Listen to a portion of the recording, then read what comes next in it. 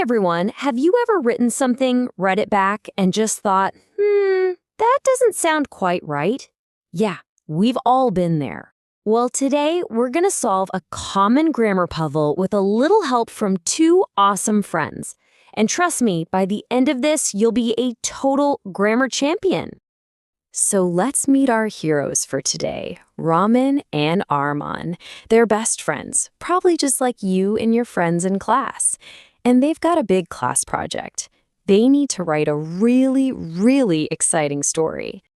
So they get started, they write their first sentence, but uh-oh, look at that. Their teacher has circled a mistake.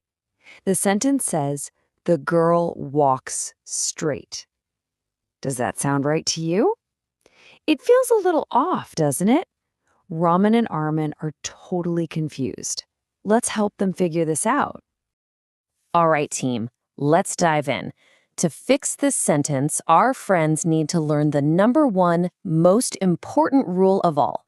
It's actually super simple, and it's all about one little question. Are we talking about one person or many? Okay, so here's the real puzzle.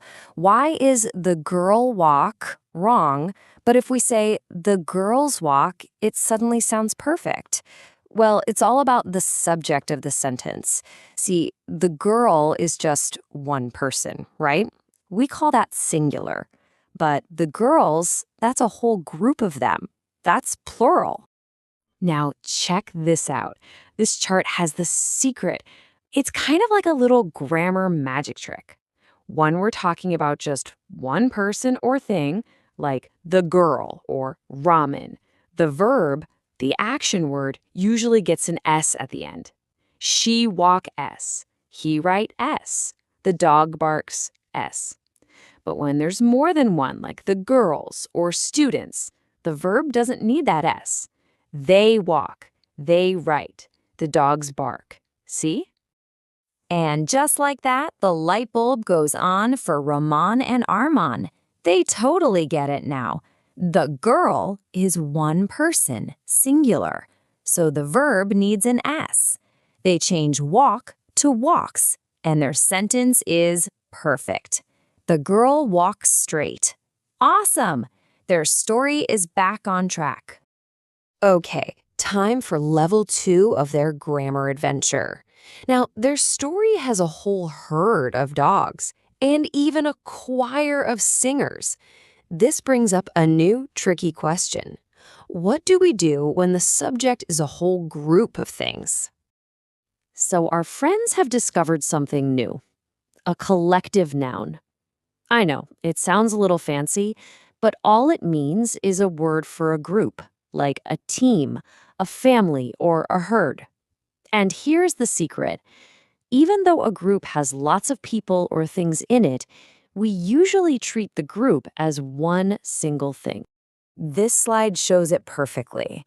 We say a herd of dogs is sleeping because it's one herd, and the choir was professional because it's one choir. But hang on. There are a few special words to watch out for. Words like people or police are always treated as if they're plural. So you'd say, the police were annoyed. A little tricky, but you'll get the hang of it. Raman and Arman's story is really coming along. Now they're writing about a big feast and a race against time. To get this right, they need to master some new words. Counting words. And this slide right here is their new secret weapon. You see, some words like each or everyone feel like they're talking about a lot of people, but grammatically, they're actually singular. Weird, right? And then you have words like a few, both, or many, which are always plural. Think of this as your grammar superpower cheat sheet. So let's see how they put these new skills to use.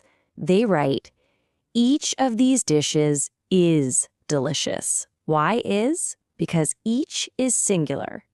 Then they write, only a few minutes are left. Why are? Because a few is plural. Look at them go. They're turning into total grammar wizards. Okay, it's time for the final boss battle of their grammar story, sentences with two subjects. This can be really tough, but don't worry. Raman and Armin have learned a very special trick that will help them win. So, the first part is actually a piece of cake. When you use the word and to connect two subjects, you're making a team. And a team is always plural, right?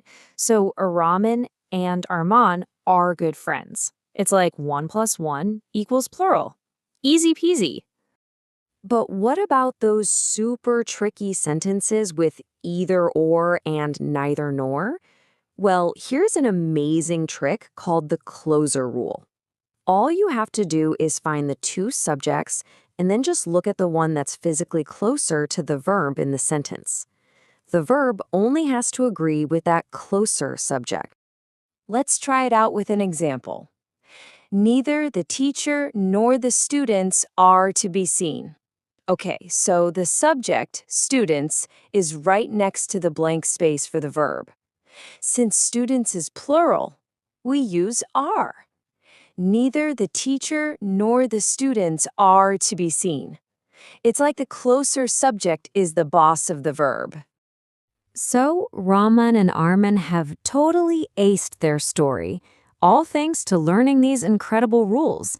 Now, it's your turn to be a grammar champ and show what you've learned. Get ready because it is quiz time. Okay, first question. Both of them, worked hard. Should it be has or have? Think back to those counting words. Both means two people, so what do you think? Yes, you got it. It's have. Both of them have worked hard. Both is plural, so it needs the plural verb have. You're on fire. Let's try the next one. All right, this next one's a little trickier, but you can do it. Either my dad or my mom take us to the game. Is it take or takes? Come on, remember the closer rule. Which subject is right next to that verb? That's fantastic. The answer is takes. But why? Because mom is the subject closer to the verb and mom is singular. And what do singular verbs get? An S. My mom takes us. You have totally mastered the closer rule. And would you look at that? Raman and Armin got a perfect score on their project. A full 100%. And it's all because you were here to help them learn the rules. You're all grammar champs today. So, let's do a super quick recap of your new grammar superpowers. Remember, one subject, the verb gets an S. Many subjects, no S. A group usually acts as one. And for either or, just look at the subject that's closer to the verb. That's the one that rules. You came along on this adventure with Raman and Arman. You helped them solve the puzzle, and now you are a subject-verb agreement expert too. So my question to you is, what amazing story are you going to write first?